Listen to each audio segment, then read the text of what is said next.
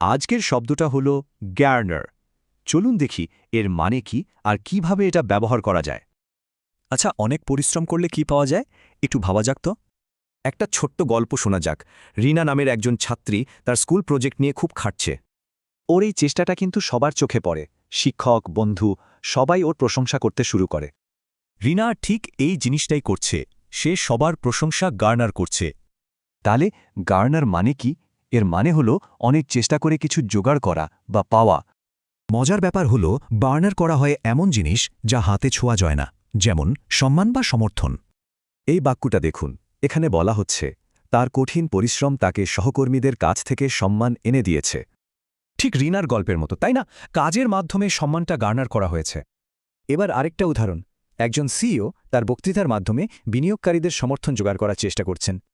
অর্থাৎ তিনি তার বক্তৃতাকে ব্যবহার করে সমর্থনটা গার্নার করছেন। শেষ উদাহরণটা দেখি। একটা নতুন ডিজাইনের প্রোডাক্ট সবার মনোযোগ আকর্ষণ করছে। কোম্পানির নতুন আইডিয়াটা মিডিয়া আর কাস্টমারদের কাছ থেকে অ্যাটেনশন গার্নার করতে পেরেছে। সহজে মনে রাখার একটা ট্রিক বলি। কালেক্ট হলো ফুল জমানোর মতো, আর গার্নার হলো সম্মান পাওয়ার মতো। তাহলে এক কথায়, গার্নার হলো চেষ্টা করে কোনো ভালো জিনিস, যেমন সম্মান বা সমর্থন, অর্জন করা। আশা করি এখন শব্দটা ব্যবহার করতে আর কোনো সমস্যা হবে না। ভাবুন তো, পড়াশোনায় সাফল্য গার্নার করতে কি করা যায়।